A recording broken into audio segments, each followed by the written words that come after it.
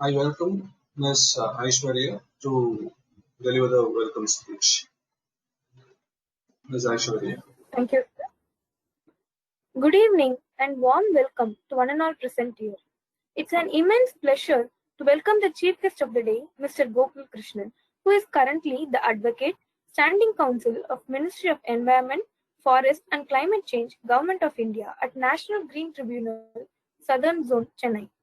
He graduated from University of Aberdeen in Scotland, UK, with degree in Master of Laws. He did his UG in Bachelor of Arts and Bachelor of Law from Dr. Ambedkar Government Law College, Chennai, India. From 2013 till date, he is assisting the Special Government Leader before the Honorable National Green Tribunal, Southern Zone at Chennai and is representing the State Government of Tamil Nadu.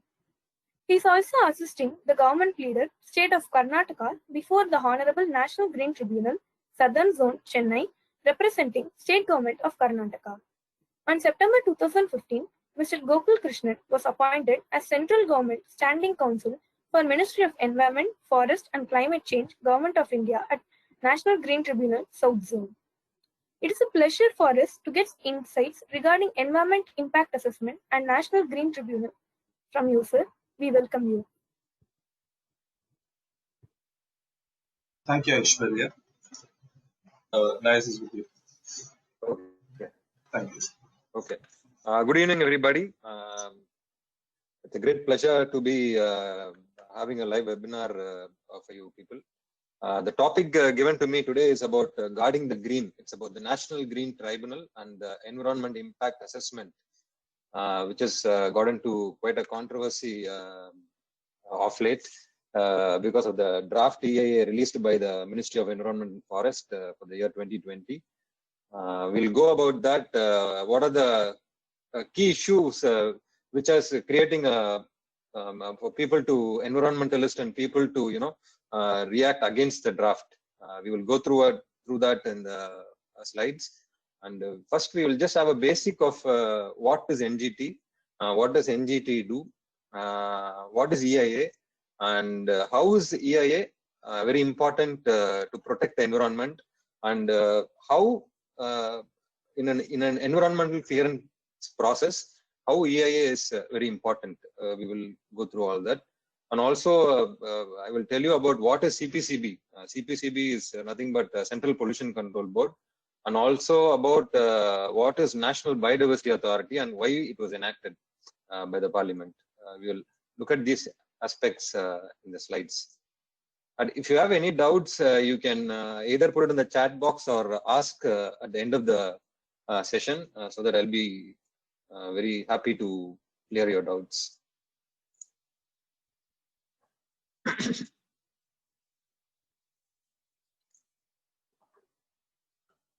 Okay, we'll just see what made the Parliament to enact the National Green Tribunal Act.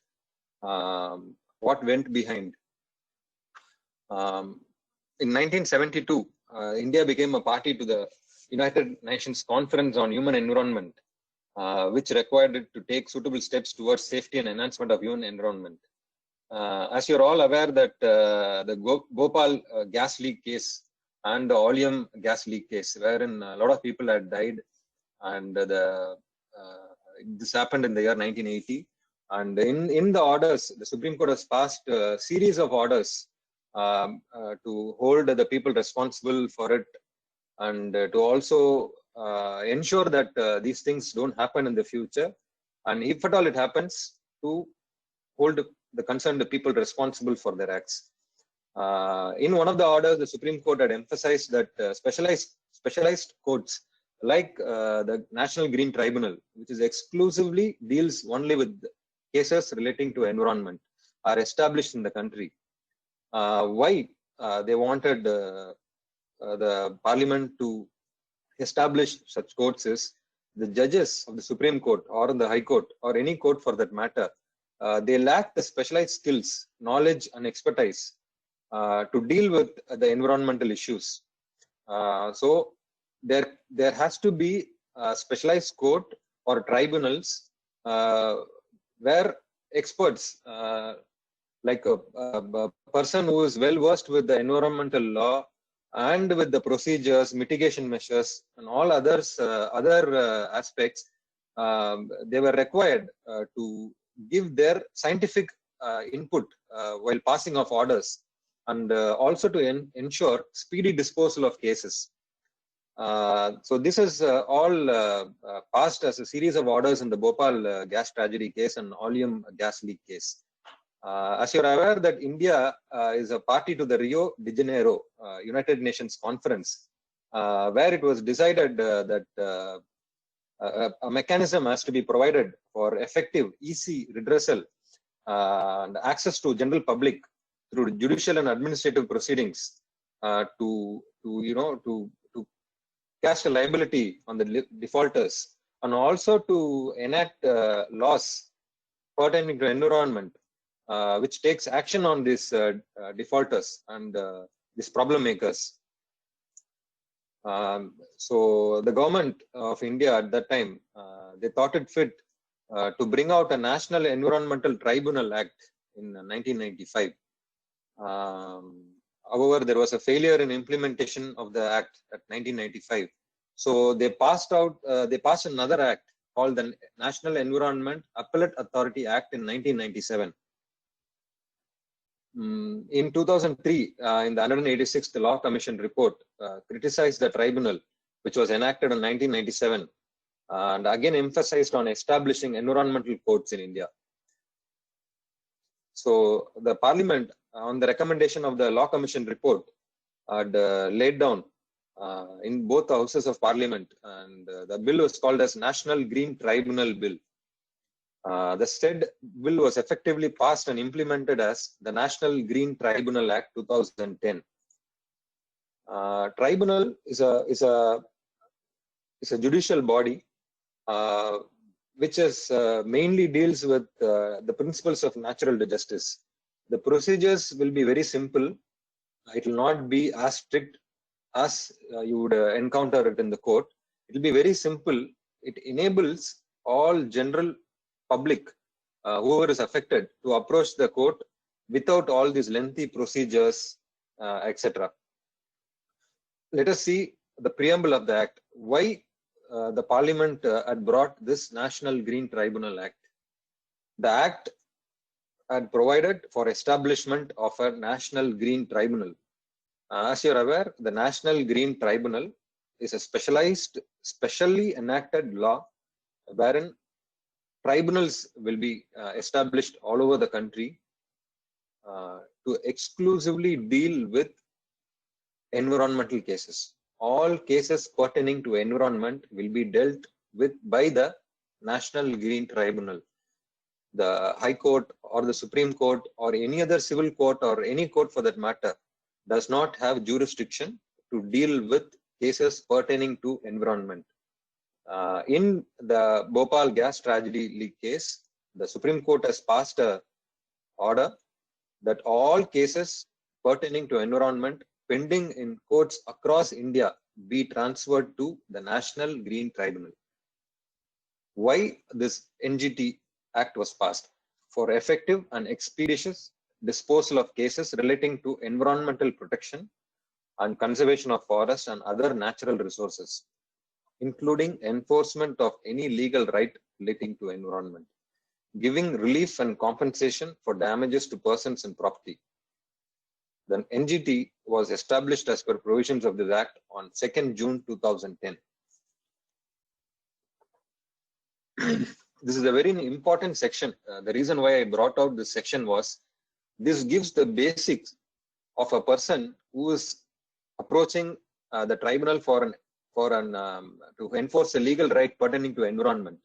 Section 2(1)(m), it says substantial question relating to environment shall be an instance where there is a direct violation of a specific statutory environmental obligation by a person which the community at large, other than an individual or group of individuals, is affected or likely to be affected by the environmental consequences, or the gravity of damage to the environment or property is substantial, or the damage to public health is broadly measurable.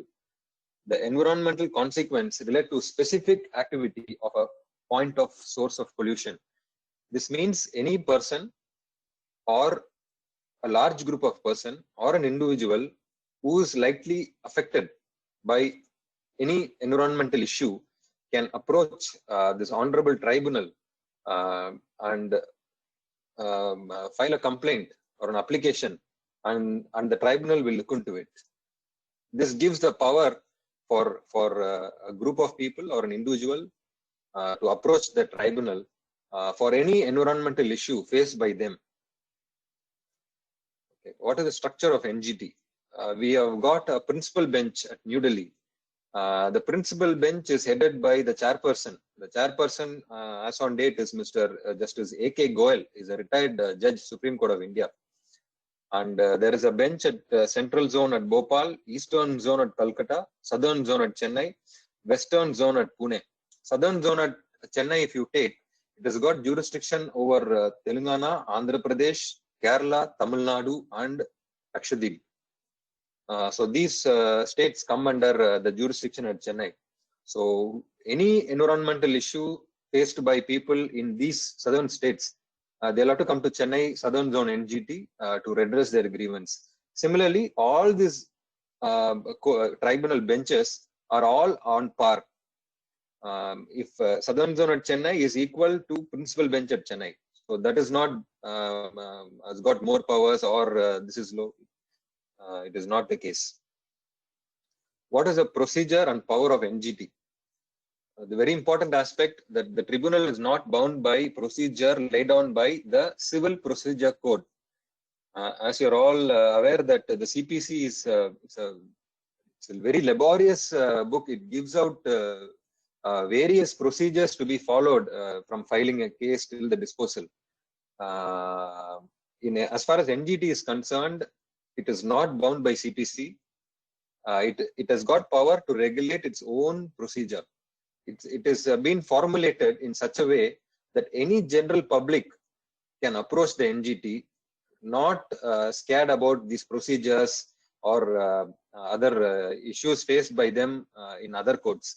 Even a letter written by a general public will be treated as a petition in NGT, and the court fee prescribed by the Act is only 1,000 rupees for any case. If you want to file, the court fee to be paid by a general public is 1,000 rupees. And the next is, it shall be guided by the principles of natural justice.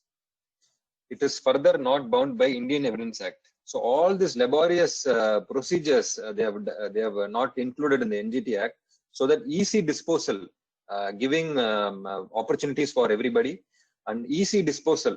The period of disposal of a case in NGT is 6 months, which means that if you file a case, by the end of 6th month, the NGT has got an obligation under the Act to dispose of that case.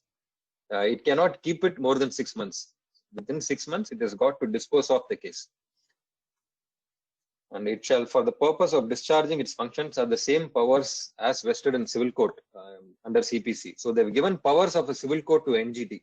So it bars the jurisdiction of civil courts. And all proceedings shall be deemed to be judicial proceedings. This 193, 219, 228 of IPC all gives powers to certain magistrates to be considered as judicial proceedings. So this NGT, National Green Tribunal, all the proceedings which is being conducted by them are judicial proceedings. And also tribunal shall be deemed to be a civil court. So once you there is an environmental issue, you cannot go to any other court, including civil court. They have to only approach the NGT, which is got the jurisdiction to try those cases.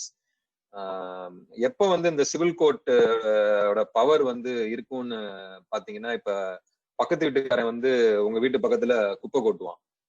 அந்த குப்பைனால வந்து lot of pollution will cause, dust pollution will cause. Sometimes they will burn the garbages also. இப்போ உங்க வீட்டுக்கும் பக்கத்து வீட்டுக்காரங்களுக்கும் சண்டை வந்துச்சு, இல்ல இந்த மாதிரி இஷ்யூஸ் வந்து pertaining to environment வந்துச்சுன்னா, முன்னாடி என்ன பண்ணுவாங்கன்னா, சிவில் கோர்ட்ல போய் கேஸ் போடுவாங்க. அது நடக்கும், 30 வருஷம் நடக்கும். அதுக்குள்ள அது குப்பையெல்லாம் அப்படியே இருக்கும். It will keep happening. But இப்ப ட்ரிபியூனல் வந்ததுக்கு அப்புறம் even the disputes between individuals pertaining to the environment can be tried by the NGT. That is what it says under section 195 of CRPC. Another important aspect of NGT, இப்ப tribunal எல்லாத்துக்குமே வந்து appeal வந்து will always be to a higher forum like High Court.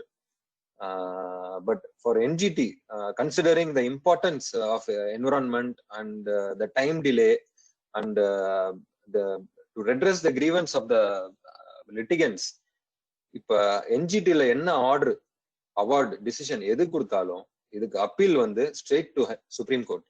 இந்த ஹைகோர்ட்டுக்கு வந்து நீங்க environmental issue இங்க என்ஜிடில போட்ட ஆர்டரை வச்சு ஹைகோர்ட்டுக்கு போவே முடியாது. Because there is particular section 22 which says any order, award, decision or an order of tribunal may file an appeal to Supreme Court of India. 90 days அந்த ஆர்டர் போட்டு 90 daysக்குள்ள you should have approached the Supreme Court. But anyway, Supreme Court also has got power to condone such delay, even if it is after 90 days. If it is satisfied that the appellant was prevented by a sufficient cause from preferring the appeal, the Supreme Court has always got power to condone the delay. And the 90 days ku mele edupanga only in exceptional cases, not in all the cases. So NGT la potu enna order aanalum the next remedy for the aggrieved person. இப்ப யாராவது ஒரு company மேல case போட்டு suppose கம்பெனிக்காரங்க வந்து தேர் அக்ரீவ்ட் ஒரு cost போடுறாங்க, இல்லைன்னா அவங்க கம்பெனியை மூட சொல்றாங்க அப்படின்னா there remedy, legal remedy against that order of tribunal will be to approach the Supreme Court of India. This will save a lot of time. So that is why the Parliament had thought it fit to keep all the appeals to Supreme Court of India. Section 29, it says no civil court shall have jurisdiction to entertain any appeal in respect of matter where tribunal is so empowered. Tribunal எங்கெங்கெல்லாம் empower ஆயிருக்குன்னு பாத்தீங்கன்னா எல்லா environmental சம்பந்தப்பட்ட கேசஸ்க்குமே tribunal is empowered. So no civil court shall have jurisdiction to entertain any appeal in respect of matter where the tribunal is so empowered. அதே மாதிரி since you're all going to be public servants, so all the members of the tribunal, the judges, expert members, chairperson, whoever it is, they are all public servants within the meaning of IPC. Okay, என்னென்ன மாதிரி cases இப்ப all cases pertaining to environment வந்து they can approach the NGT. There are specific cases, specific acts which is empowered. I mean NGT is empowered to hear those cases. இப்ப இதுல பாத்தீங்கன்னா wild life act எல்லாம் இருக்காது. ஏன்னா wildlife act வந்து is beyond the scope of NGT. இப்ப நீங்க எங்கேயாவது வந்து pertaining to man animal conflict or any other issue pertaining to wildlife போட்டீங்கன்னா NGT will not be able to accept your case because it is not in the schedule. The Parliament had thought it fit to give these acts to the NGT to deal with all these cases. இப்போ பாத்தீங்கன்னா water prevention and control of pollution act 1974, forest conservation act 1980, air act 1981, the EP Act, the Environment Protection Act 1986, Public Liability Insurance Act 1991, the Biological Diversity Act 2002. So இந்த கேசஸ்க்கு மட்டும்தான் NGT has got the power to entertain the cases. Of course, இப்போ நீங்க environment protection எடுத்தீங்கன்னா it's a vast. Any issue pertaining to environment, NGT has got jurisdiction. ஏன்னா environment protection act வந்து diverse, anything about environment வரும். But however, the இல்லாததுனால வந்து certain issues like man animal conflict அதெல்லாம் வந்து tribunal will not be able to entertain. But however, இப்ப EP Act, Environment Protection Act ஓட வந்து interconnected இருந்துச்சுன்னா they will definitely take up the matter. Okay, that is about NGT. We will see about the EIA. இப்போ உங்களுக்கு questions கேட்கறது எல்லாமே பாத்தீங்கன்னா இப்ப ரீசெண்ட் கான்ட்ரவர்சிஸ் வந்து பாத்தீங்கன்னா எல்லாமே அந்த என்விரான்மெண்ட் இம்பாக்ட் அசஸ்மெண்ட் பத்தி தான். We will see the origin, we will see what is EIA, what is it used for, and why we need EIA. We will see that. Okay, we will see the environment impact assessment. இப்போ பேர்லயே உங்களுக்கு கிளீனா தெரிஞ்சிடும் for what it is used for. Environment impact assessment. is a formal legal process which examines, evaluates, and predicts the environmental denouncement on any development program or project. இப்போ எந்த ஒரு project, பெரிய project, இப்போ ஒரு தெர்மல் பவர் பிளான்டா இருக்கட்டும், இல்ல ஒரு குவாரியா இருக்கட்டும், இல்ல ஒரு மேசிவா வந்து ஒரு டவுன்ஷிப் இதை டெவலப் பண்றீங்களா இருக்கட்டும், there will always be impact on the environment by carrying out those aspects. இப்ப தெர்மல் பவர் பிளான்ட் இல்ல ஒரு கோல் ஃபயர்டு பவர் பிளான்ட்லாம் நீங்க எடுத்து பாத்தீங்கன்னா டெஃபினெட்லா வந்து burning of coal causes the maximum pollution. Thermal power plant எடுத்தீங்க, ஒரு சிமெண்ட் ஃபேக்டரி எடுத்துக்கிட்டீங்கன்னா எவ்வளவு பொல்யூஷன் ஆகுதுன்னு தெரியும். செட்டப் அந்த இண்டஸ்ட்ரி செட்டப் பண்ணும்போது, இந்த இண்டஸ்ட்ரி அந்த இடத்துல செட்டப் பண்ணா what impact it will cause, that இம்பாக்டை வந்து அசஸ் பண்றதுதான் environment impact assessment.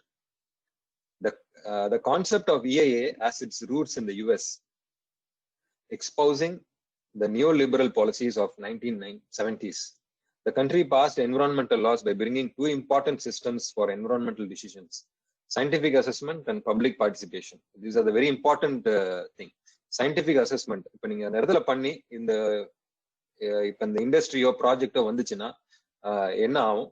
Number one. Number two, public என்ன நினைக்கிறாங்க? Public participation in an EIA or an environmental clearance process is very important.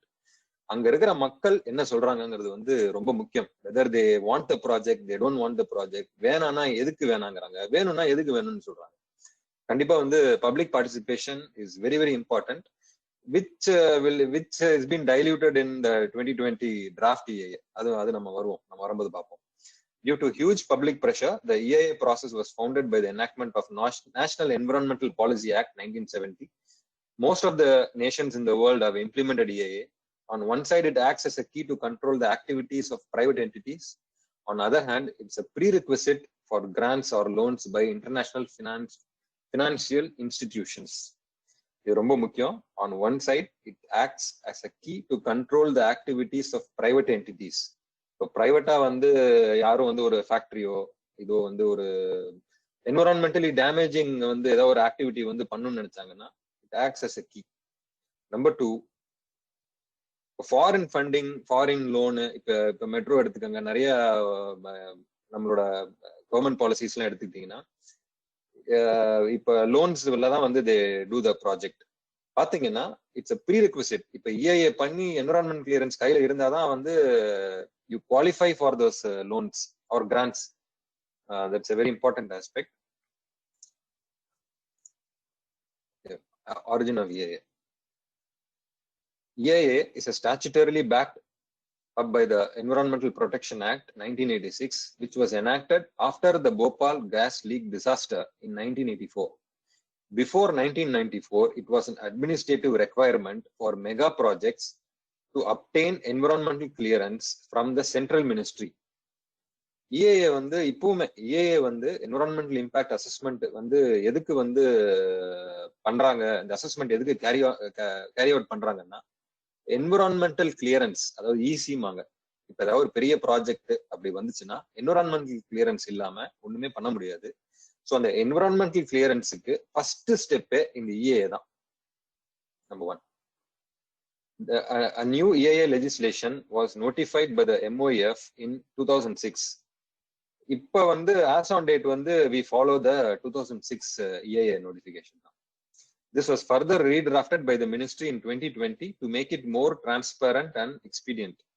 இப்ப அதுதான் the controversy create ஆயிருக்கு. இந்த 2020ல வந்து draft EIA, it has not been passed, it's only a draft. Draft எதுக்கு விடுறாங்கன்னா to call for public objections.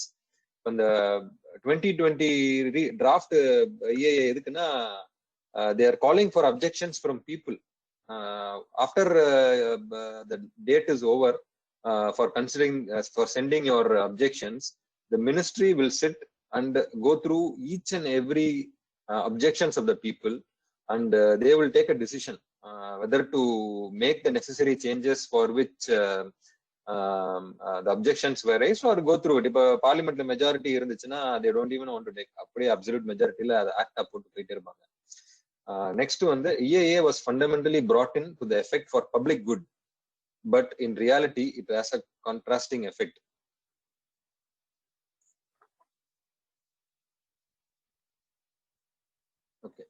you will see some important provisions of draft EAA. 2020 la vanda draft EAA. The notification defines 3 category of projects, namely A category, B1 category, B2 category, founded on the social and economical impact and geographical extent of these impacts. இப்போ இந்த projects வந்து A, B1, B2 அப்படின்னா A கேட்டகரினா வந்து ரொம்ப பெரிய projects which are very environmentally pollution அந்த issues causing பெரிய பெரிய ப்ராஜெக்ட்ஸ் தான் வந்து ஏ கேட்டகரியா இருக்கும். அதுக்கு வந்து கண்டிப்பா ஏஏ மேண்டேட்டரி. அது கண்டிப்பா ஏஏ வந்து நீங்க பண்ணியே ஆகணும். You don't have any other option. இப்ப ஸ்டெர்லைட்டா இருக்கட்டும், இல்ல இப்ப அந்த நியூட்ரினோ இதா இருக்கட்டும், எல்லாமே comes under A category. So AA வந்து கண்டிப்பா பண்ணணும். அடுத்து notification envisages 2 kinds of approval: prior environmental clearance with an approval of expert committee and environmental permission or provision without the approval of expert committee. இப்ப இந்த நோட்டிபிகேஷனை பொறுத்த வரைக்கும் 2020 ஏ பொறுத்த வரைக்கும் முன்னாடி என்ன இருந்துச்சுன்னா 2006ல என்ன இருந்துச்சுன்னா there can only be prior environmental clearance. இப்ப நீங்க ஒரு ப்ராஜெக்ட் ஆரம்பிச்சு ஒரு செங்கல் அங்க வைக்கிறதுக்கு முன்னாடி you should have had a environmental clearance in your hand. அதுக்கப்புறம் தான் நீங்க வந்து ஒரு செங்கலே அங்க வச்சு பில்டிங்கை கட்ட முடியும். ஆனா இந்த ஆக்ட் வந்ததுக்கு அப்புறம் என்ன பண்றாங்கன்னா, நீங்க எல்லாம் கட்டி முடிச்சுட்டு ஆப்ரேட் பண்ண ஆரம்பிச்சுட்டு அதுக்கப்புறம் நீங்க வந்து என்விரான்மெண்ட் கிளியரன்ஸ் அப்ளை பண்ணீங்கன்னா கூட உங்களுக்கு ஒரு நாமினல் ஃபைன் மாதிரி போட்டு ஒரு பெனால்டி இஷ்யூ பண்ணிட்டு உங்களுக்கு பர்மிஷன் கொடுத்துருவாங்க. இதுதான் வந்து மக்கள் வந்து ரொம்ப அப்ஜெக்ட் பண்றாங்க. இப்ப எதெல்லாம் வந்து ஆஸ் ஆன் டேட் அந்த 2006 ஏஏ பிரகாரம் எதெல்லாம் இல்லீகல் யூனிட்ஸ் இருக்கோ எல்லாமே 2020ல வந்து ஏஏ வந்துச்சுன்னா it will all become legal. Post ஃபேக்டோ environmental clearance அதுக்கு சொல்லுவாங்க. நிறைய கோர்ட்ஸ் வந்து போஸ்ட் ஃபேக்டோ என்விரான்மெண்டல் கிளியரன்ஸ் வந்து கொடுத்தது எல்லாமே ஸ்ட்ரக் டவுன் பண்ணிருக்காங்க. ஏன்னா வந்து 2006 நோட்டிபிகேஷன்ல வந்து there is no concept called as post facto environmental clearance. What court says, you cannot pollute and then get an approval. நீங்க பண்றதுக்கு முன்னாடியே you should have had a clearance, you should have had a EIA done. என்னென்ன mitigation மெஷர்ஸோ எல்லாமே நீங்க பண்ணிட்டு தான் வாங்கிட்டு தான் நீங்க வந்து you should start construction. Without that, if you do everything and then you get clearance, it is not legally binding. இந்த லாலயே அந்த மாதிரி இல்லைன்னு சொல்லி ஸ்டக் டவுன் பண்ணிட்டாங்க நிறைய ப்ராஜெக்ட்ஸ். அதனாலதான் இந்த 2020 வந்து அந்த போஸ்ட் ஃபேக்டோ கிளியரன்ஸ்னு கொண்டு வராங்க.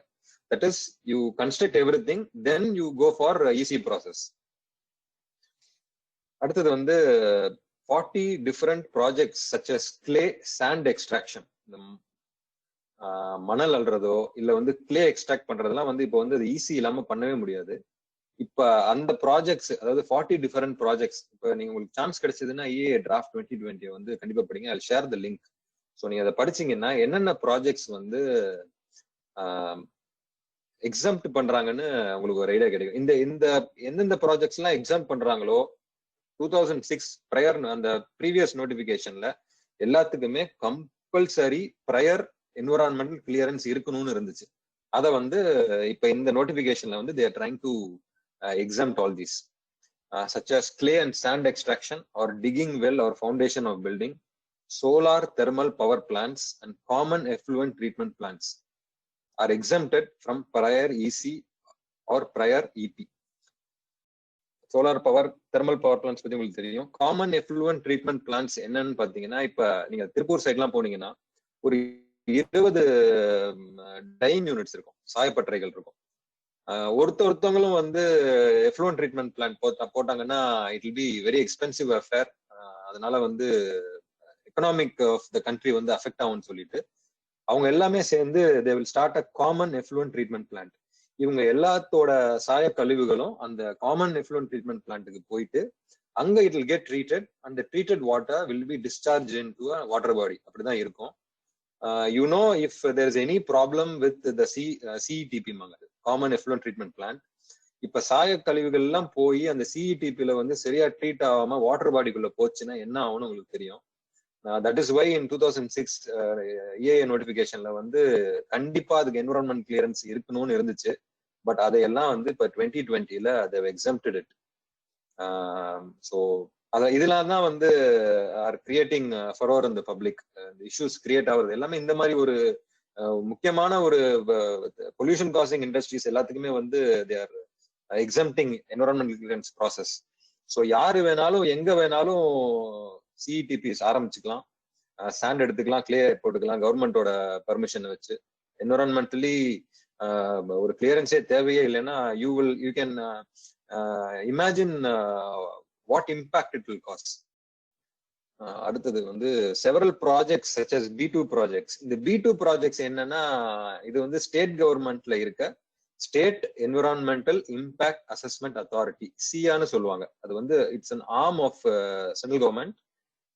B2 கேட்டகரி ப்ராஜெக்ட்ஸ் வந்து they will consider it, but it does not need the EIA process. EIA வந்து ரொம்ப ஸ்ட்ரிக்ட். அது இந்த மாதிரி சின்ன சின்ன ப்ராஜெக்ட்ஸ்க்கு வந்து தே டோன்ட் நீட் இட்ங்கிறதுக்காக இதெல்லாம் B2 ப்ராஜெக்ட்ஸ் கொடுத்து அந்தந்த ஸ்டேட் கவர்மெண்ட்ல வந்து they have given mandate to consider this along with state expert appraisal கமிட்டின்னு ஒன்று இருக்கு. ஸோ அங்க வச்சு இதெல்லாம் டிசைட் பண்ணி என்னென்ன சேஃப்கார்ட்ஸ் பண்ணணுமோ அதெல்லாம் என்ஷூர் பண்ணி they will give permissions.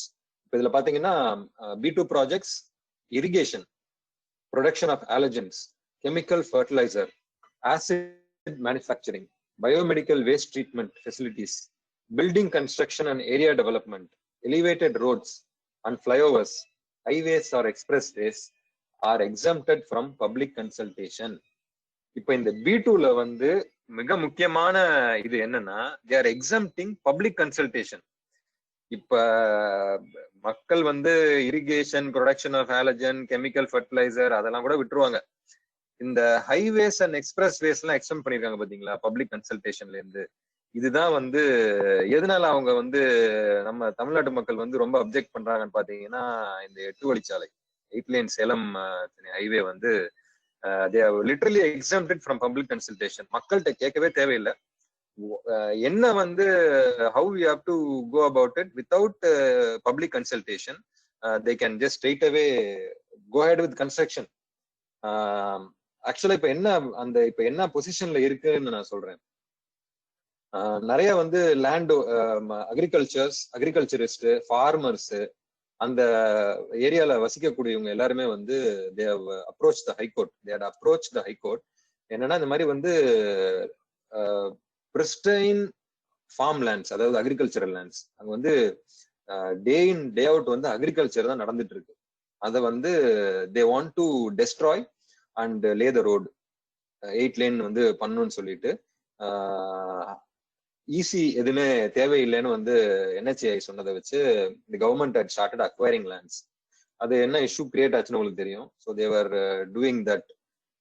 So people approached the High Court and High Court had given an judgment saying that இது வந்து environmentally வந்து it is causing a lot of harm to the environment. You are destroying mountains, you are destroying pristine farmlands, lakes, rivers. அந்த கோர்ஸ்லாம் நீங்க மாத்துறீங்க, plus நீங்க லேக்ஸ் எல்லாம் வேற நிறைய வந்து you are closing it down because of the road passing through it.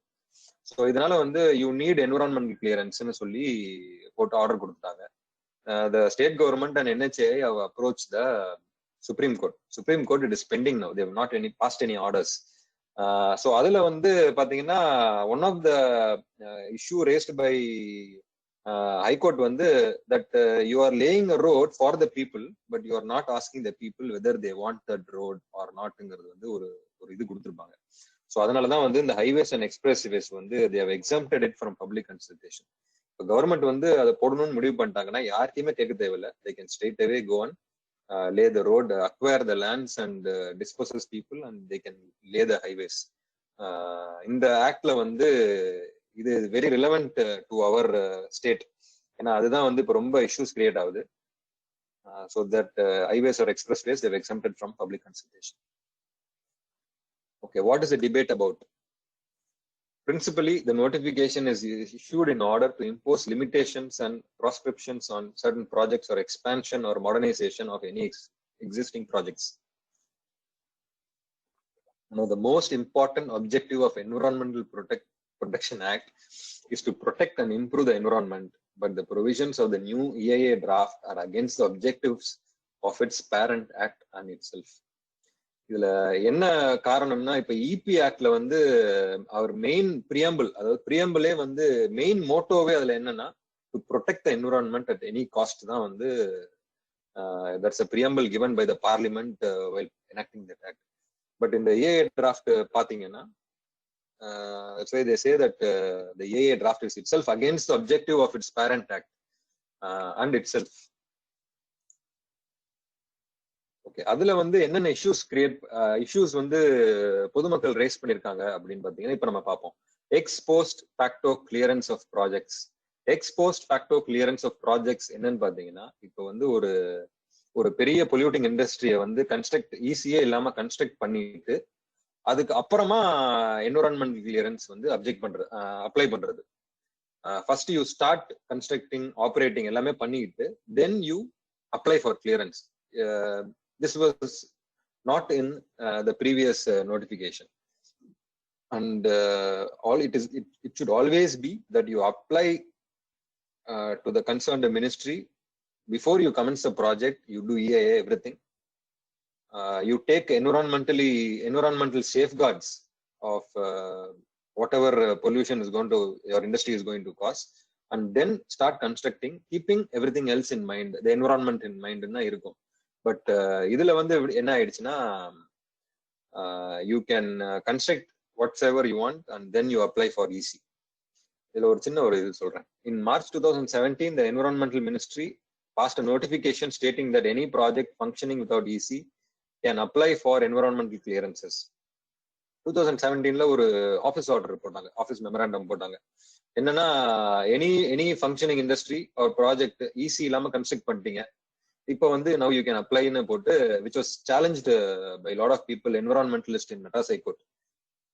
அதை வந்து Madras High Court came down heavily on the ministry and it struck down the entire office memorandum itself, the March 2017 memorandum. அதை வந்து they have tried to make it a law now. அது வந்து இப்போ permanent move ஆயிடுச்சு இந்த draft EIA 2020ல. Because it is a policy decision taken by government, now the courts might not interfere. Because it is already in the act, the courts will say that it's a policy decision taken by the government, and therefore you challenge the act ன்னு சொல்லுவாங்க. Act challenge பண்ணனா the probability of success வந்து ரொம்ப கம்மி. ஏன்னா the entire act வந்து you'll have to challenge it. Okay, primarily all the industrial units and projects operating illegally without environmental clearance have an opportunity to turn into legal units. நான் முன்னாடியே சொன்னது மாதிரி எதெல்லாம் 2006 EIA நோட்டிபிகேஷன் பிரகாரம் இல்லீகலா இருந்துச்சோ எல்லாமே will become legal now. What they have to do na by this if government brings out this draft into permanent EIA 2020 நோட்டிபிகேஷனை கொண்டு வந்துட்டாங்கன்னா ரெமெடியல் பிளான், இப்ப நீங்க ஆல்ரெடி வந்து பொல்யூட் பண்ணிட்டீங்க, வயலேட் பண்ணிட்டீங்க, அதெல்லாம் எப்படி சரி கட்ட போறீங்கன்னு ஒரு பிளான் கொடுக்கணும். பிளான் கொடுத்துட்டு பெனால்டி, அவங்க கேட்கிற பெனால்டி வந்து பிரிஸ்கிரைப் பெனால்டி கொடுத்தீங்கன்னா you become legal units.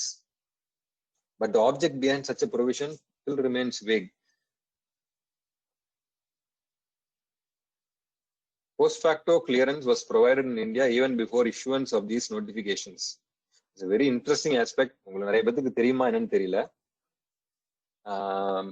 Chennai solidarity குரூப்னு சொல்லிட்டு ஒரு என்விரான்மெண்டலிஸ்ட் குரூப் இருக்காங்க.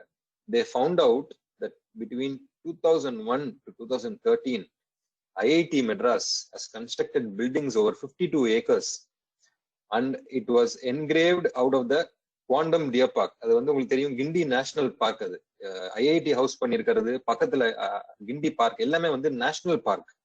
It's a protected zone. But அதுல வந்து சின்ஸ் ஒரு மேஜர் சங்க் ஆஃப் லேண்ட் இல்லாதனால central government had allotted the portion of the land to IIT for to start their institution. 52 acres. Institution had not obtained any statutory clearances for cutting of trees and diverting use of forest, nor it had obtained prior environmental clearance. Later, the regulatory authorities granted environmental clearance to the illegal buildings after accepting an apology an undertaking from the institution that it would not repeat such offenses. இந்த மாதிரி தான் நடக்கும். இப்போ வந்து expose ஃபேக்டோ, அதாவது construct பண்ணிக்கிட்டு அதுக்கப்புறம் வந்து அப்ளை பண்ணாங்கன்னா இந்த மாதிரி இஷ்யூஸ் வந்து will become order of the day. எல்லாத்தையுமே மோட்டிவேட் பண்ணும், ஒன்னும் ஃபைன் கட்டணும், ரெமெடியல் மெஷர் கட்டணும், அவ்வளவுதான். In this case of IIT, it was just an apology was accepted and an undertaking that IIT will not repeat cutting of trees இருக்கட்டும், இல்ல வந்து construction of buildings without பர்மிஷனா இருக்கட்டும். they just got an apology and they permitted. என்னென்னலாம் illegal activity பண்ணாங்களோ everything has become legal. If you go to IIT and see, you will know எவ்வளவு buildings கட்டியிருக்காங்க. nothing they have received permission இல்லாம they keep cutting the trees and they construct buildings. இப்ப இந்த மாதிரி EIA 2020ல வந்து இந்த pass ஆயிடுச்சு, அது law ஆயிடுச்சுன்னா these things will become order of the day. And what's more shocking is that the Kudankulam nuclear power plant has also received post facto environmental clearance in 2013. They did not have a environmental clearance, prior environmental clearance illa, it was received subsequent. These are two very important cases. I thought in the post facto patti, these two I think will remain in your head in a chapter. Exclusion of projects from prior environmental clearance. As already stated, 40 projects were exempted from getting prior EC or EP. Sand deposits removal from agricultural field and community works are done away with prior EC. இப்போ sand எடுக்கணும், இப்போ agricultural ஃபீல்டுலன்னு இருக்கும், but sand deposit removal வந்து can be done anywhere without EC. இப்போதைக்கு இப்போ வந்து EC process இருக்கு. ஈசி இருந்தாதான் யூ கேன் ரிமூவ் சாண்ட் டெபாசிட்ஸ்னு. For that itself we what the status the sand deposits removal பத்தி we know how much suffering the people around that area have gone through. Now they are saying that EC is not required, prior EC is not required, you can do it, and if you remove too much you can pay a fine and provide mitigation. That's all this one says. And also construction of buildings below 1,50,000 square meters, which is a size of a small airport or a stadium, do not require environmental clearance. முன்னாடி வந்து 20,000 square மீட்டர்ஸ்க்கு மேல இருந்தாலே, அதாவது 20,001 square metre இருந்தாலே you should have an EC. அதுக்கப்புறம் தான் வந்து you can even ஒரு செங்கல் வச்சு நீங்க கட்டவே முடியும். இப்ப நிறைய இஷ்யூஸ் ஆச்சு 2017-18ல. that lot of apartments were constructed without EC ன்னு சொல்லிட்டு there was lot of issue. And Supreme Court also came down heavily. They imposed 10% project value la fine லாம் போட்டாங்க. நம்ம ஊர்ல வந்து they paid about, each builder paid about 7 to 8 crores in fine to the Supreme Court for environmental protection fund. இப்ப இந்த நோட்டிபிகேஷன்ல பாத்தீங்கன்னா 1,50,000 square மீட்டருக்கு உள்ள இருந்துச்சுன்னா you don't require an EC. Very important, this one is public participation is a cornerstone of EIA process, but several projects were exempted from public consultations. Among other projects, strategic projects and defense projects. Government can term any project as a strategic project or a defense project. You don't need EC. In the project government சொல்றாங்களோ strategic project, defense project, you don't need an EC. Highway and building construction are also excluded. We know the issue with highways exclude பண்ணதுக்கு. They don't need any public participation. They've excluded in toto. You don't have to ask people of their objections at all. You can straight away go ahead and grant them EC. Violations can be only, okay, this is a very vague notification what they've brought in.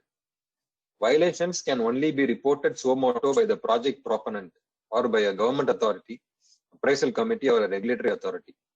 இப்போ வந்து NGT Act பிரகாரம் any third person, any general public or a group of persons can approach NGT. They can report any violation சொல்லி போட்டிருக்காங்க ஆக்ட்ல.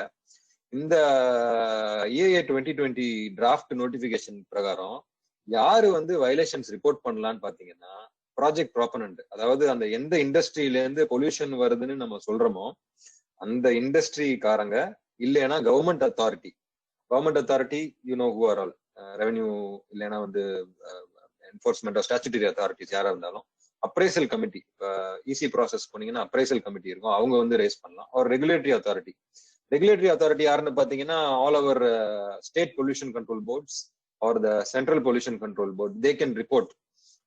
இது எவ்வளவு எஃபிஷியன்டா இருக்கும்னு சத்தியமா எனக்கு தெரியல. if you prevent public from coming and reporting environmental issues, I have never seen any of these people reporting violations. As I have been practicing in NGT for the past 8 years, so I have never seen any of these people coming and reporting violations, and this is against the principles of natural justice. Okay, there is another very crucial this we will not be affected, but of course the northeast people will be affected by this draft EIA notification. One aspect, distance from the border. Another issue is regarding distance from the border, under which any project that is within 100 kilometer aerial distance from the border is permitted without any need for environmental clearance or public feedback. This mostly concerns the northeast region because most of the biodiversity falls within 100 kilometer distance from the border and liable to be eligible. As on date பாத்தீங்கன்னா north ஈஸ்ட்ல வந்து biodiversity வந்து ஒரு is very very high, full of forest, thick forest. உள்ள போறதுக்கே வந்து it is very difficult. Now the government has passed a thing that within 100 kilometers of aerial distance you can do whatever you want. You don't need environmental clearance. You can construct anything, any industry or anything. You don't need environmental clearance. So probably all the biodiversity which is within the 100 kilometer range will go. Mining இருக்கட்டும், எல்லாமே it's rich in iron ore, அதெல்லாம் வந்து இருக்கு. So they want to exploit that. So இப்போ நீங்க ஒரு forest, திக் ஃபாரஸ்டுக்குள்ள போய் நீங்க அயன் ஓர் இல்லைன்னா பாக்சைட் இல்லைன்னா காப்பர் நீங்க மைன் பண்ணீங்கன்னா what will happen, you know, I need not tell you. So that 100 kilometers from the border will be gone. I think all the biodiversity in that region will go because you don't need an EC. You can have any polluting industry or project in that area within 100 kilometers from the border. Okay, monitoring mechanism post approval. As on date, if 2006 notification pathina, every 6 months the project proponent or the industry or the project people, they will have to submit compliance reports. In the ministry and the state government will keep monitoring if the compliance reports, they are complying with the directions given in the environmental clearance. இப்ப இந்த இதுல இருந்து பாத்தீங்கன்னா இந்த draft notification 2020ல பாத்தீங்கன்னா they have reduced it. They have in fact the compliance report வந்து once in a year கொடுத்தா போதும் அப்படின்னு சொல்லிட்டாங்க.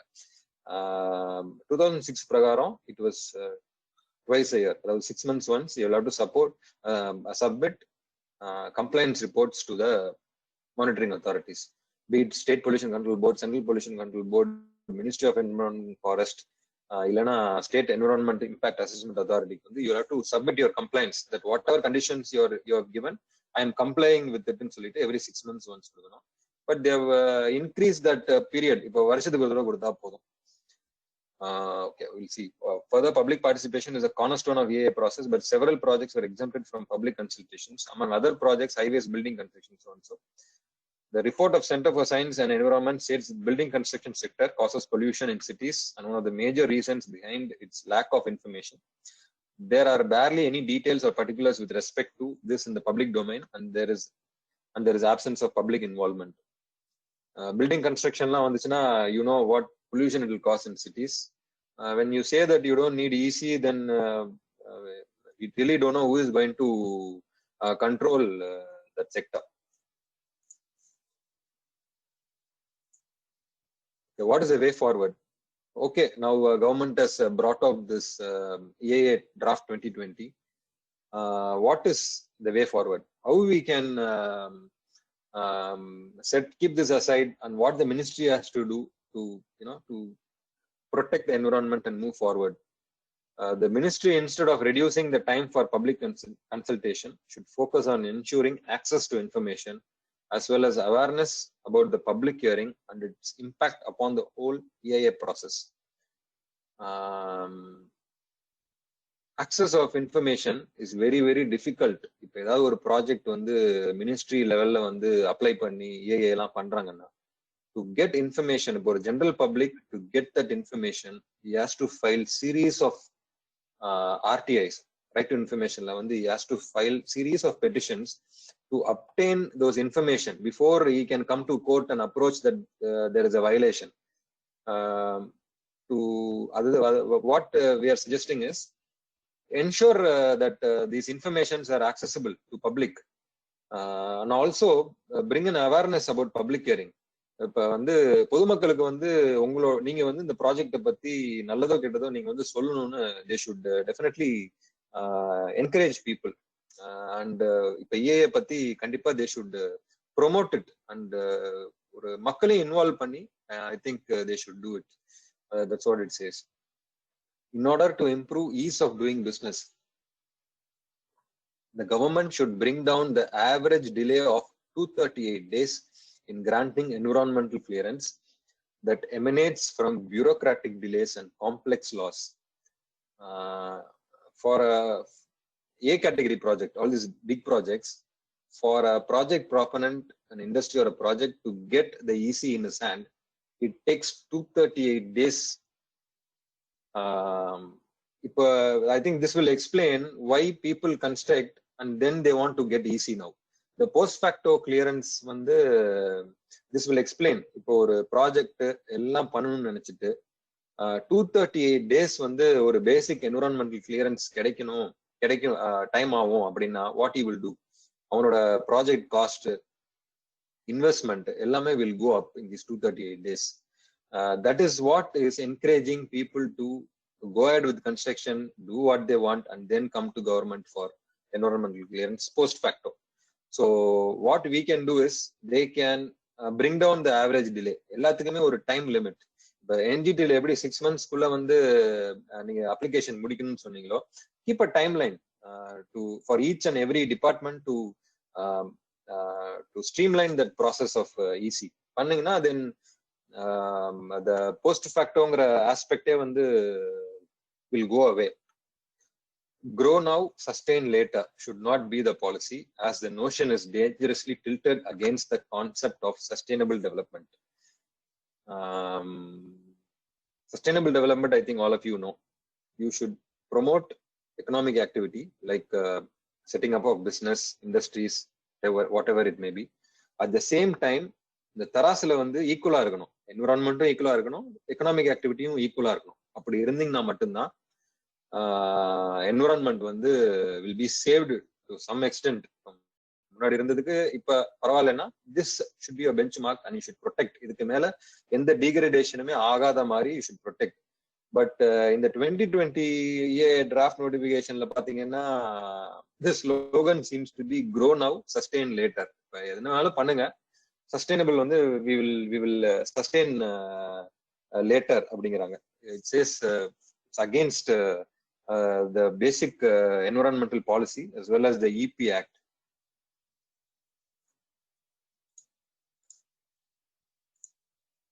Okay. இப்ப central government has brought out அந்த EIA முடிஞ்சு போச்சு. EIA வந்து these are the problem causing EIA notificationல வர வந்து issues which were objected severely by the people. இது வந்து என்னன்னா for your general academic purpose, there are a lot of waste management rules. இப்போ ஒரு waste generate ஆகிறதுக்குமே there are certain rules which provides எப்படி பண்ணணும், யார்கிட்ட பெர்மிஷன் வாங்கணும் அப்படின்னு வந்து there are rules framed by the central government, the Ministry of Environment and Forest. So இந்த rules வந்து I have just said it. Plastic waste management rules. இப்போ வந்து இது வந்து plastic waste management rules பாத்தீங்கன்னா இப்ப எல்லா வேஸ்ட்டுமே எடுத்துட்டீங்கன்னா it sets out. இப்ப வந்து கடைக்கு விக்கிறவங்க என்ன ஃபாலோ பண்ணணும், வாங்குறவங்க நம்ம என்ன ஃபாலோ பண்ணணும், நம்ம குப்பையில போட்டுட்டோம்னா அதை வந்து செக்ரிகேட் பண்றவங்க என்ன ஃபாலோ பண்ணணும், எப்படி வந்து இது வந்து ரீயூசபிள்னா ரீயூசபிள், இல்லைன்னா ப்ராப்பர் டிஸ்போசல் வந்து முனிசிபாலிட்டியோ கார்பரேஷனோ அவங்க என்ன பண்ணணும். It sets out all mandates for each and everybody, including all stakeholders. வந்து it sets out what you have to do, how you have to do. Not only plastic waste management, e-waste வந்து இப்போ வந்து ஒரு burning issue நடந்துட்டு இருக்கு. அது biomedical waste management. I think post COVID major issue which we will be facing is the biomedical waste management. That is also biomedical waste management rules 2016. எல்லாமே 2016ல central government கொண்டு வந்தாங்க. கன்ஸ்ட்ரக்ஷன் அண்ட் டெமாலிஷன் வேஸ்ட், இந்த debris எல்லாம் பாத்தீங்கன்னா நம்ம ஊர்ல பாத்தீங்கன்னா போற இடம் எல்லாம் சைட்ல எல்லாம் கொட்டி வச்சிருவாங்க. அதுக்கெல்லாம் வந்து actually there is rules how you should dispose it of, where you should dispose it of, but I don't think so even the municipality is aware, corporation is aware. யாரு கொண்டு வந்து கொட்டுறாங்களோ I don't think so they are also aware. So these are all very important. இதெல்லாம் வந்து ஒரு finer இது, they can ask questions on these. Hazardous and other waste management rules 2016. இந்த battery waste, hazardous waste, and acid disposal, highly hazardous chemicals, அதெல்லாம் வந்து it will set out. If you get time you can have a look at it. Solid waste management rules, நம்ம திடக்கழிவு மேலாண்மை, இது வந்து நம்ம குப்பை இதெல்லாம் வந்து இப்ப the world is facing big issue with respect to waste management. அவ்வளோ குப்பைகள் ஒரு நாளைக்கு ஜெனரேட் ஆகுறது. Government, the countries don't know how to dispose of. எங்க வந்து அவங்களை எப்படி மேனேஜ் பண்றதுன்னு தெரியல. இப்ப நம்ம ஊர் எடுத்துக்கிட்டீங்கன்னா செக்ரிகேஷன் அட் சோர்ஸ் கிடையவே கிடையாது. இப்ப எப்படி வந்து முனிசிபாலிட்டிஸ் வந்து எல்லாமே எடுத்துட்டு போய் இப்ப நம்ம செக்ரிகேட் பண்ணி கொடுத்தாலும் அவன் மொத்தமா தான் போட்டு போய் டம்ப்ல கொட்டுவான். இது எல்லாமே எங்க எண்டப் ஆகுதுன்னு பாத்தீங்கன்னா பள்ளிக்கரணை மார்ஷ்லேண்ட் மாதிரி ஒரு இடத்துல டம்ப் ஆகி அந்த பள்ளிக்கரணை மார்ஷும் இதாகுது, டிஸ்ட்ராய் ஆகுது. அதே மாதிரி இதுல இருந்து வர அந்த லெச்சட் வாட்டர்ன்னு சொல்லுவாங்க, அது வந்து சிவியர்லி அசிடிக். அது வந்து உங்களோட கீழே இருக்கிற வாட்டர், கிரவுண்ட் வாட்டரே வந்து ஸ்பாயில் பண்ணிடும். இப்ப இல்ல, பல ஜெனரேஷனுக்கு வந்து நீங்க ஸ்பாயில் ஆயிடும். ஸோ அது வந்து எப்படி வந்து இந்த சாலிட் வேஸ்ட் மேனேஜ்மெண்ட் வந்து பண்ணணும்னு வந்து இந்த ரூல்ஸ்ல சொல்லியிருக்காங்க. செக்ரிகேஷன் அட் சோர்ஸ், அதே மாதிரி இந்த ரேக் பிக்கர்ஸ்க்குலாம் வந்து ஐடி கொடுத்து அவங்க தான் வந்து தே செக்ரிகேட் வேஸ்ட். எதெல்லாம் தேவையோ ரீசைக்கிளபிளோ அதெல்லாம் they take it out. In this rules they have given separate mandate to those rack pickers, but I don't know if the municipality or corporation is following it or not. But if you get a chance, you please go through these management rules. These nuances of these rules is very ரொம்ப pertaining to the current issue. The biomedical waste la எடுத்தீங்கன்னா it's order of the day. பாத்தீங்கன்னா எல்லா இடத்துலயும் mask, gloves எல்லா இடத்துலயும் கிடக்குல்ல, அதெல்லாம் எப்படி வந்து you should dispose ofங்கிறது வந்து clean-ஆ கொடுத்துருப்பாங்க. So this is, I thought it was very pertinent. That's why I added this topic. Okay, I think last year or the year before they had asked a question about the Biodiversity Act. Biodiversity Act வந்து, okay, we'll see. An act to provide for conservation of biological diversity, sustainable use of its components, and fair and equitable sharing of the benefits arising out of the use of biological resources, knowledge, and for matters connected there with an incidental thereto. இப்ப இந்த act வர்றதுக்கு முன்னாடி வரைக்கும் lot of foreign companies or pharmaceutical companies வந்து நம்ம ஊரு herbs, துளசியா இருக்கட்டும், அஸ்வகந்தா இருக்கட்டும், நிறைய இருக்கு. இந்த நம்ம நிலவேம்பு குடிக்கிறோம்ல, அதெல்லாம் வந்து without any control they were coming here, taking it back to their own country and exploiting. This act was mainly it was passed to prevent exploitation by foreign companies. எப்படின்னா நம்ம ஊருக்கு வந்து இதெல்லாம் எடுத்துட்டு போய் அவங்க மருந்து அடிச்சு திருப்பி நம்மளுக்கே வைப்பாங்க வித்தவுட் எனி ஒரு ஈக்குவட்டபிள் ஷேரிங்கோ எதுவுமே இல்லாம. இதுல இப்ப இந்த ஆக்ட் வந்ததுக்கு அப்புறம் they'll have to apply to National Biodiversity Authority. சென்னையில இருக்கீங்க, NBA, National Biodiversity Authority, which functions right under the Ministry of Environment and Forest. They'll have to apply and give a share to the government. Royalty pay பண்ணும், கவர்மெண்ட்டுக்கு royalty பே பண்ணி என்ன use பண்ண போறாங்க, எப்படி use பண்ண போறாங்கன்னு they have to share all the resources and get the permission of the government, and then only they can export all this to their own countries. India is rich in biological diversity and associated traditional and contemporary knowledge system relating thereto. Rio de Janeiro, they are a party to the United Nations Convention on Biological Diversity. The said convention came into force 1993. Okay, sovereign rights of states over their biological reserves. The said convention reaffirms the sovereign rights of the states over their biological resources. The said convention has the main objective of conservation of biological diversity, sustainable use of its components, and fair and equitable sharing of the benefits arising out of utilization of genetic resources. This is the main. They are to give royalty if they are taking something which pertains to India. If the herbs and other things, there is a lot of Ayurveda. Our country is a hotspot. So foreign countries, the pharmaceutical companies and even this the toothpaste, they all exploit and they take it and they sell the same to us. So அதெல்லாம் prevent பண்றதுக்காக தான் this act itself is come into force. It is considered necessary to provide conservation, sustainable utilization, and equitable sharing of the benefits arising out of utilization of genetic resources, and also to give effect to the said convention. And also the last year or previous year, there was a question about CPCB. CPCB is an arm of Ministry of Environment and Forest. இது எதுக்குன்னா, they provide technical services and also information. இப்போ central government if they form a policy or anything, CPCB will give their expertise, technical knowledge they will share it with the government, and they coordinate and with the state pollution control boards. அவங்களுக்கு technical assistance, guidance கொடுப்பாங்க.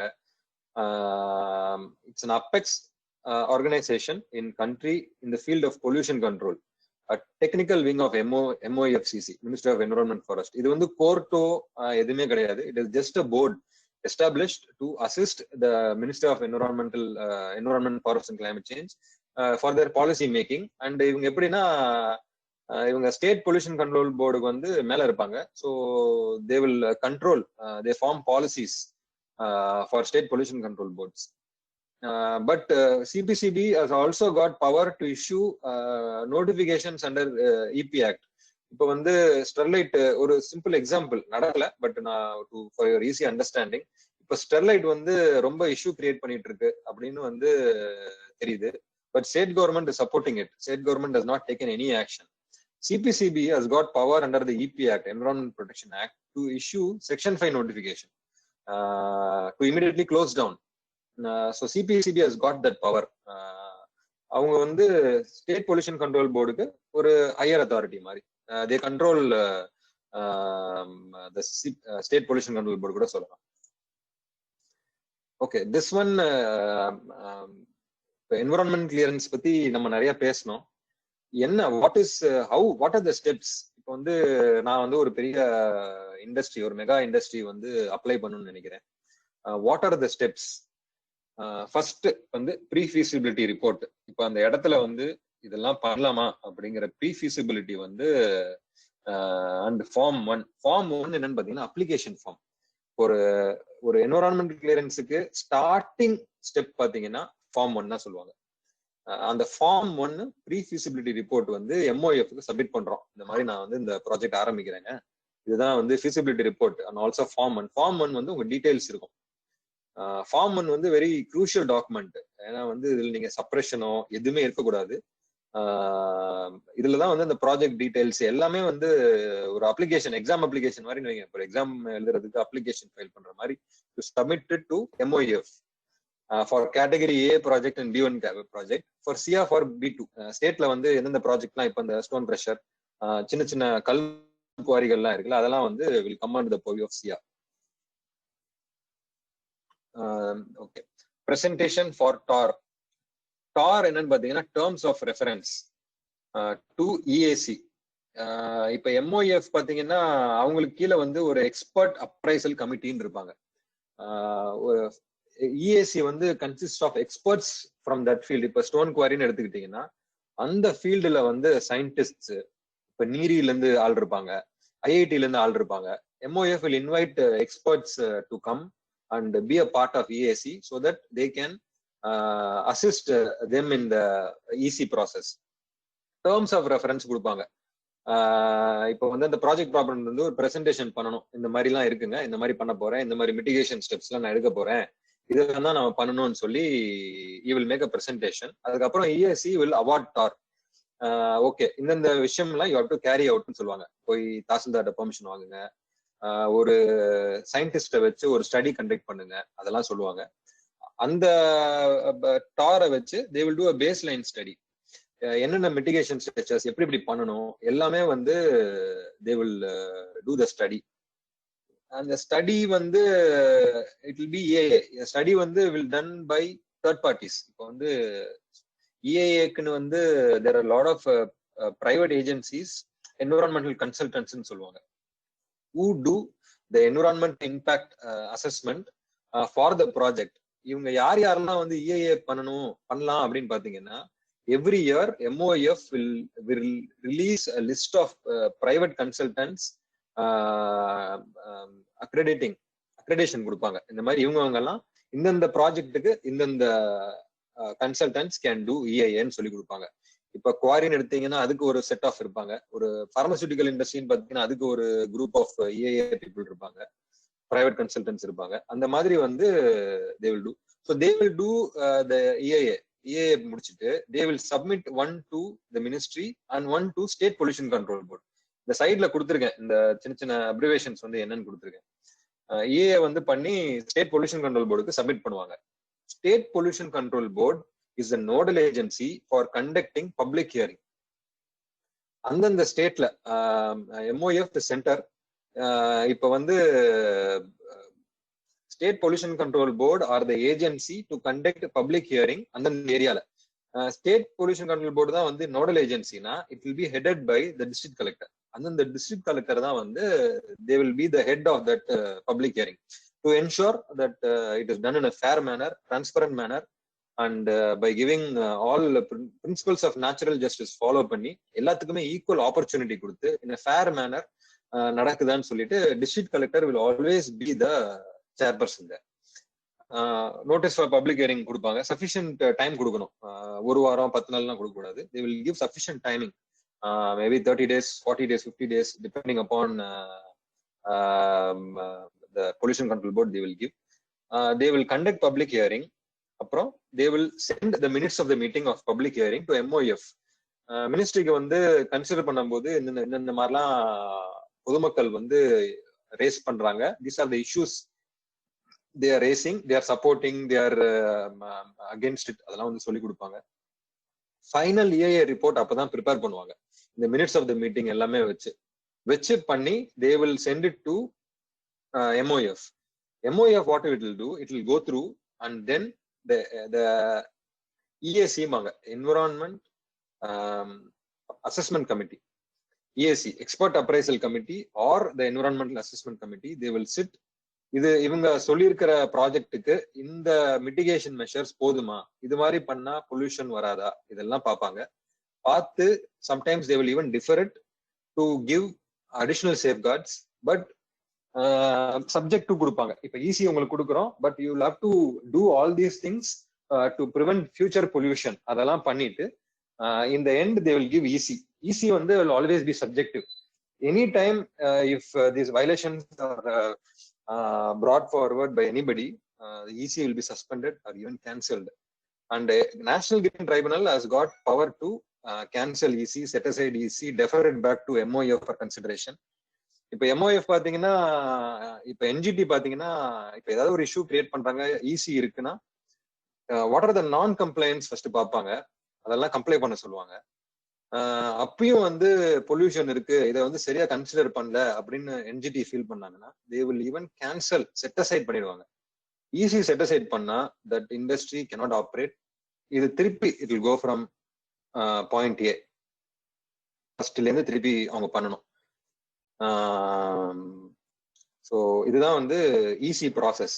இதெல்லாம் தான் steps how an industry should go for EC and to get கடைசியில grant of EC. Okay, I think we have come to an end of this slides. ஏதாவது doubts இருந்தா கேட்கலாம். Thank you, sir. So, students, if you have any questions, you can raise now. Either you can unmute yourself and ask, or you can put it in the chat box.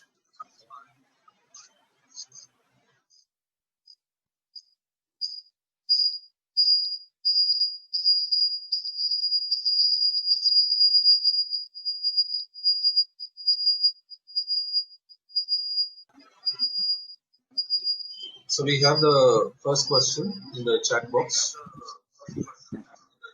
Yes, sir, we'll see.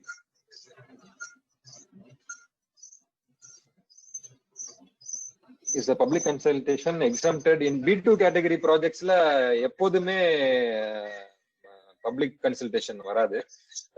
There are list of industries which are exempted னு சொல்லி கொடுத்திருக்காங்க. Be it highways, construction projects, அந்த மாதிரி இதுக்கு மட்டும்தான் they have exempted public consultation.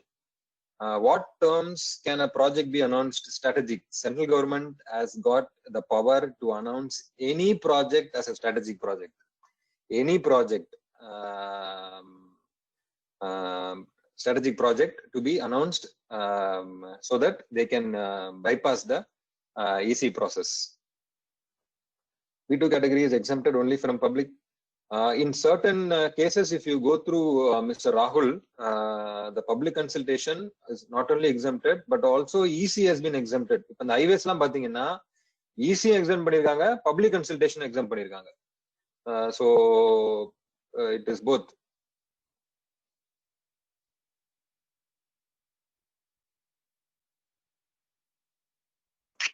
Hello. Yeah.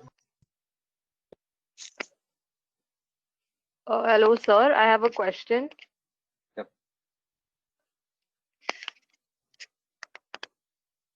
Am I audible or should I type it? Yes, you are audible. You can go ahead. Okay, sir. Thank you so much for this presentation. It was very clear and concise. I do have two questions. The first is related to the draft notification that came out. In that, they have introduced two forms of approvals, right? Where the second is an approval that does not require the approval of an expert committee. So in that case, what is the procedure? Who then grants that the environmental clearance? What do I do if I have to go through this route where I don't need, if I don't need the approval? Environmental clearance, you need not go to the environment ministry at all.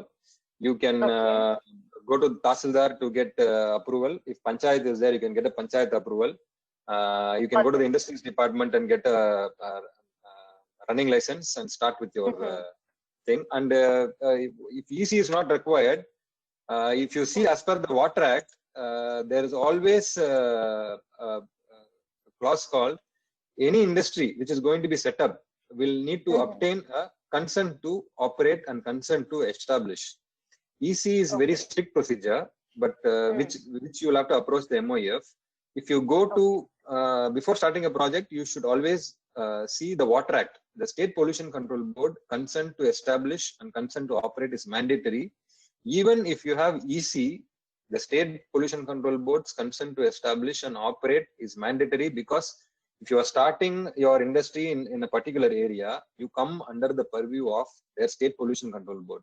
If there is any problem tomorrow, they will be your statutory authority to take action against you as per the Air Act or the Water Act. Okay, sir. Thank you so much. And my second question is with respect to the state level environment impact assessment authority. Yep. Does this come under the MOEF or is it under the respective state governments?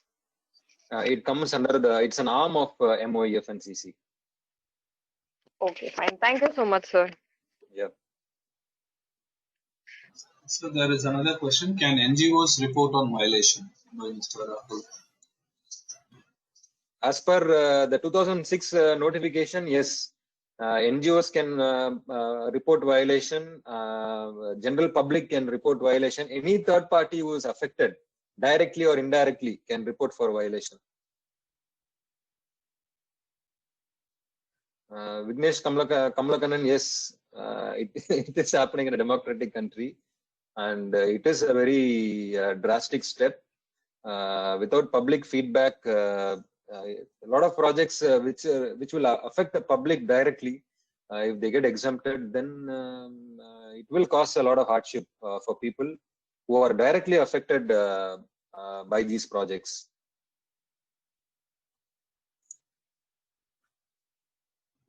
So, And Mr. Rahul had asked about scoping.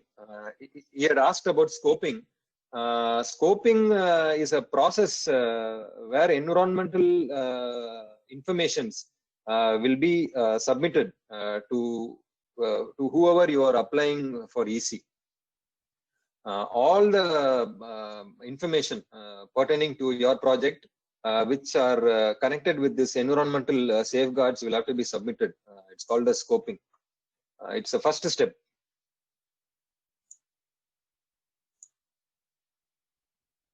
So, any other questions? Yes, one more.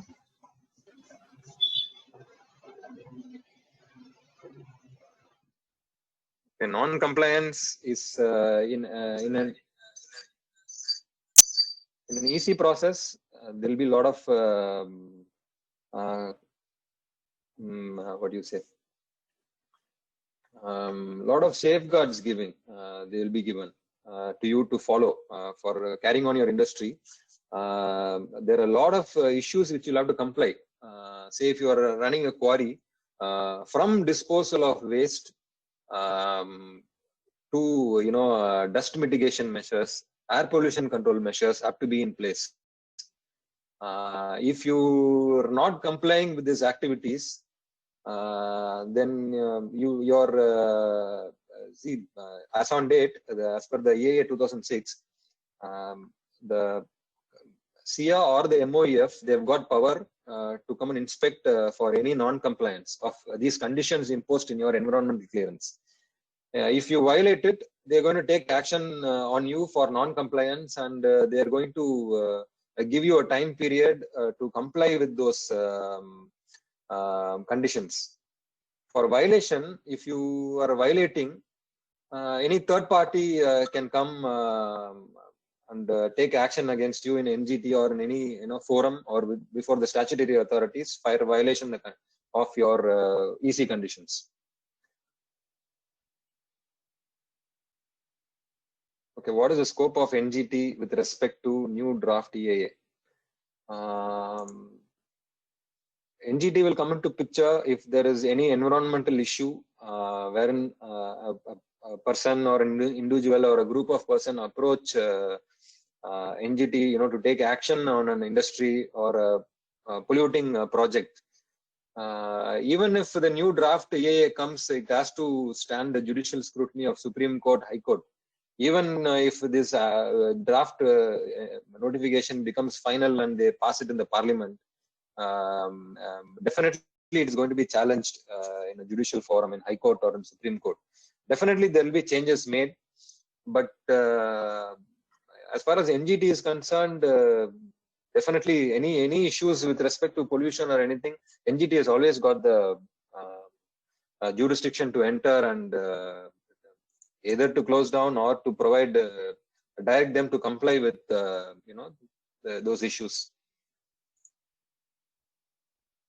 So that is precisely if the draft EIA is going to be implemented as such. So without that particular, there is individuals or any other third party cannot approach that authority for any violation. But whether that particular individual can take the route of NGT for any violation. Say, for example, I have an industry which grossly pollutes. But as a third party, a person cannot file a case under EIA process, right? But through NGT, a third person can file a complaint, right? definitely they can file a complaint. I don't think so it will even stand a chance in the judicial scrutiny. Definitely all those issues in the EAA draft are all against principles of natural justice. It is only preempting future complaints. You see, you're operating in industry, you are trying to, you are causing pollution, which you very well know. You are somehow trying to control people from asking questions. So I don't think so that will even be approved by any court. So since it is in draft stage, we'll have to wait for what the court say on this final notification when it comes out. We'll have to wait and see which are the notifications which are being struck down, which they approve. Definitely, we'll have to wait and see. Yes, sir. So, any other final question? I think it's time to conclude. Yes, Mr. Vignesh, that is what is happening. Not only power, not only with respect to Tahsildar or other revenue officials. Being in the field, I think even State Pollution Control Board is like that. Everywhere it is like that. That is the order of the day. That is why all these environmental issues should be reported, and NGT is dealing them with an iron hand to bring down and take action on all these officers to for the sake of environment. I think the change is definitely needed, and I think we should be the change. Thank you, students. I invite upon Ms. Mohana to deliver the vote of thanks.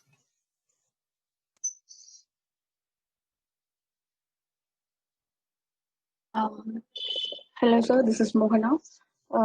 First of all, very thanks, sir. So it's like very clear information about all the topics what you gave, and also it will be very useful for us whatever the things you shared. Apart from the preparation part, it's like you have given many practical examples for what is the ex facto clearance and what is the exact impact on it by giving so many examples. It's like amazing, sir. Like giving us the scope what is actually happening in India, like what is the stage of the environment in India. That is what we learned from this session, and very thanks for this session, sir. And also I thank Ganesh IAS Academy, and thank you, sir. Thank you very much, Gorky sir, Ganesh sir, Monica ma'am, and Mr. Kannan. It has been my pleasure in giving this information and sharing my experience dealing with these environmental cases. I really had a good time, and about this draft EA, even I didn't go through it in toto before this seminar.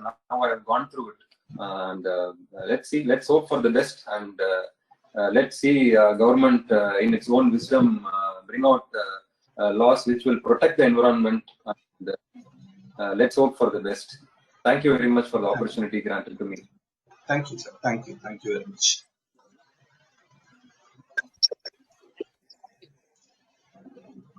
Yes, sir. With this, we conclude the lecture. We have successfully completed 33 lectures. So this is the 33rd one with Mr. Gokul Krishnan explaining us about NGT and EIA in guarding the green. Thank you. And thank you, students, for your support. Thank you, and have a good evening. Bye.